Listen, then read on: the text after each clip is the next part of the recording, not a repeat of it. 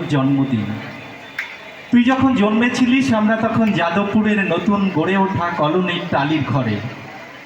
তোর school master বাবা হ্যারিকেনের আলো জ্বলা সেই ঘরে আনন্দ আর খুশিতে একেবারে ঝলমলে হয়ে উঠেছিলেন তুই আসবার পর।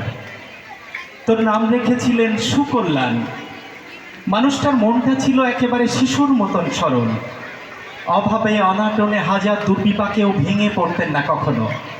সব সময় মানুষের ভালো চাইতেন মন থেকে, বলতেন, দেখো এদেশের মানুষ ঠিক একদিন মুক্তি পাবে, অশিক্ষা থেকে, দারিদ্র্য থেকে, শোষণ থেকে মুক্তি। আজ পয়লা শ্রাবণ, খোকন আজ তোর জন্মদিন।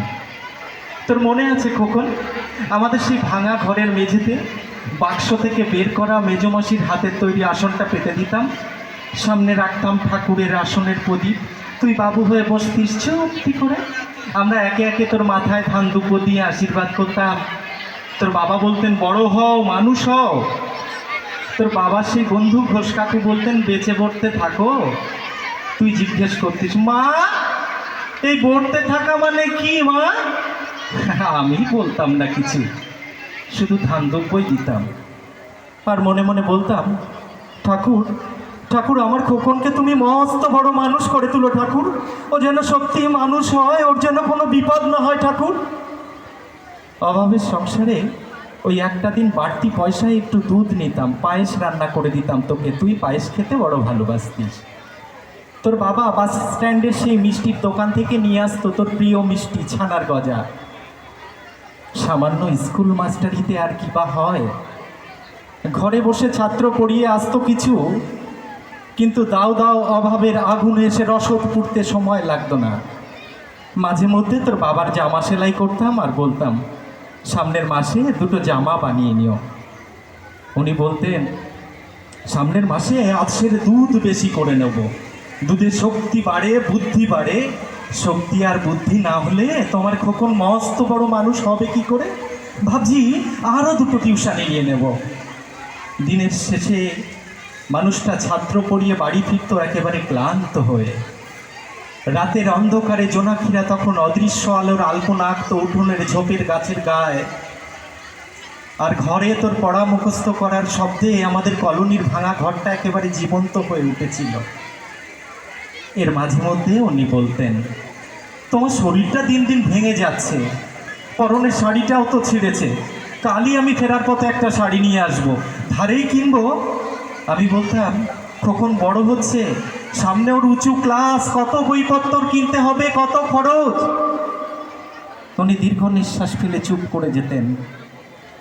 জোনাকিরা তখন অদৃশ্য আলোর আলপনা আঁকত উঠোনের ঝোপের গাছের গায়ে, আর আবহ সঙ্গীতের মধ্যে ঘরে তুই সুর করে পড়তিস ইতিহাস, ভূগোল, গ্রামার। ঈশ্বর আমাদের নিরাশ করেননি। তুই কত বড় হলি, সব পরীক্ষায় কত ভালো ফল হলো তোর। তোর বাবা বলতেন, আরও পড়ো, আরও পড়ো, উচ্চ শিক্ষায় উচ্চ সম্মান অর্জনের একমাত্র পথ। তুই আরও পড়লি, কত বড় চাকরি হলো তোর। তো তোর মনে আছে খোকন, প্রথম মাসের মাইনে পেয়ে আমাদের জন্য কত কি কিনে এনেছিলি? তখন তো আমরা যাদবপুরের সেই 2 কামরার ফ্ল্যাটে না রে খোকন, সেই ঘর, সেই বাড়ি, কত ছবি, কত স্মৃতি। সেই ঘরেই তো আশ্বিনের এক ঝোড়ো বিকেলে যেদিন তোর বাবা চলে গেলেন, আর তুই তোর বাবার বুকের উপরে পড়ে কাঁদছিলি সাপুস নয়নে। আর সত্য স্বামী হারা আমি সেদিন তোর অসহায় মুখটা দেখে ভেঙে পড়েছিলাম, আরো তোকে বুকে জড়িয়ে ধরেছিলাম ছোটবেলার মতন, বলেছিলাম, কাঁদিস না রে খোকন, আমি তো আছি। আর পয়লা শ্রাবণ, কলকাতা থেকে অনেক দূরের মফস্বলের এক বৃদ্ধাশ্রমে আমি যে বড় একলা রে খোকন, তোকে বড় দেখতে ইচ্ছে করে, তোকে, বৌমাকে আর আমার ছোট্ট বিল্টুকে। তোরা বোধহয় এখন সেই সল্টলেকের ফ্ল্যাটে না রে খোকন?